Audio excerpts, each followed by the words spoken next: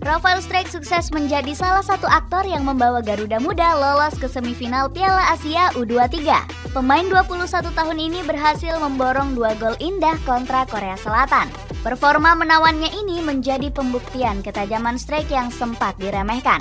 Netizen tanah air sempat menghujat sang pemain karena dianggap gagal menjadi striker tajam. Bahkan, Struyck sempat digelari El Klemar-Klemer karena terlalu lembek di depan gawang lawan. Bagaimanakah perjuangan Rafael Struyck membuktikan ketajamannya untuk Garuda Muda? Sejak resmi mendapat paspor Indonesia, Rafael Struyck belum menunjukkan performa gemilangnya. Dirinya kerap dihujat karena belum menorehkan satupun gol untuk timnas senior. Performa buruk Struyck ikut memancing hujatan sinis dari netizen tanah air. Sang striker akhirnya dijuluki El Klemar-Klemer akibat kurang tajam sebagai ujung tombak skuad Garuda.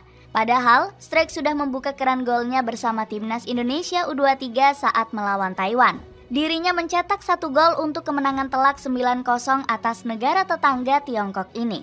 Shin Tae-yong selaku pelatih memuji hebat performa lini serang Garuda Muda termasuk Struyck. Skor hari ini menunjukkan bahwa sepak bola Indonesia sudah lebih baik dari sebelumnya. Saya meminta para pemain untuk tetap fokus dan kita yakin bisa menang, kata Shin Tae-yong. Berkat kemenangan ini, Indonesia berhasil memuncaki klasemen mengungguli Turkmenistan. Skuad Garuda Muda dipastikan lolos Piala Asia U23 dan tergabung di grup A. Banyak pihak memprediksi timnas Indonesia U23 bakal menjadi bulan-bulanan tim kuat seperti Qatar, Australia, dan Yordania.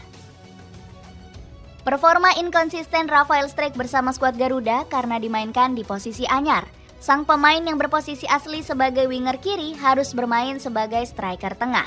Keputusan Shin Tae-yong memindah posisi Struyck ini belum berdampak positif. Struyck belum melesakkan satupun gol untuk timnas senior sampai bulan April. Pemain keturunan Belanda ini menyebut sulit mencetak gol karena masih terus beradaptasi dengan komposisi tim. Saya tahu ini sulit, kami merupakan tim muda dan sangat baru terbentuk.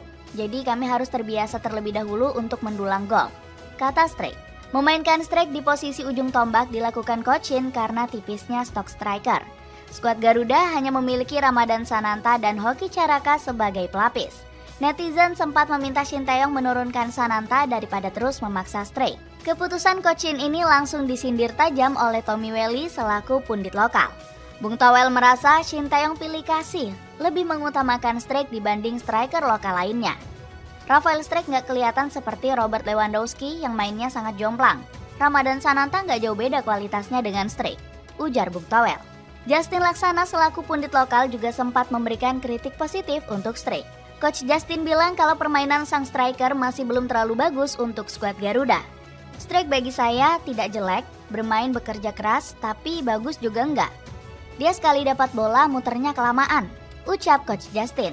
Coach Shin sempat mencoba striker lain seperti Hoki Caraka untuk menggantikan Struyck. Namun, striker muda milik PSS Sleman ini juga belum memuaskan keinginan Coach Shin. Sementara itu, pamor Struyck di kalangan fans timnas sempat menurun akibat insiden mie instan. Sang pemain tertangkap kamera memakan makanan kurang bergizi ini di pesawat. Banyak netizen yang bilang kalau Struyck layak dikritik karena tidak menjaga makanannya. Pasalnya, Marcelino Ferdinand dan Witan Sulaiman juga disindir tajam saat memakan mie instan. Dimainkan terus karena bertipe striker modern. Meski dikritik tajam dari banyak arah, Shin Tae-yong tetap mengandalkan Rafael Struyck. Coach Shin menilai tinggi kemampuan sang pemain di skuad Garuda.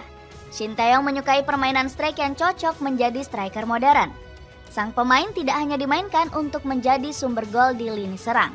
Namun, Struyck juga punya skill hebat lain, seperti daya juang tinggi di atas lapangan. Pemain kelahiran 2001 ini diandalkan Shin Tae-yong untuk mengganggu permainan lawan. Struyck diberi tugas oleh Coach Shin untuk menjadi mesin pressing skuad Garuda. Peran ini bisa dijalankan dengan baik oleh Struyck karena punya stamina mengerikan. Dengan stamina yang kuat, sang pemain lebih dipilih oleh Shin Tae-yong dibanding Ramadan Sananta. Pasalnya, striker Persis Solo ini dianggap belum punya stamina baja.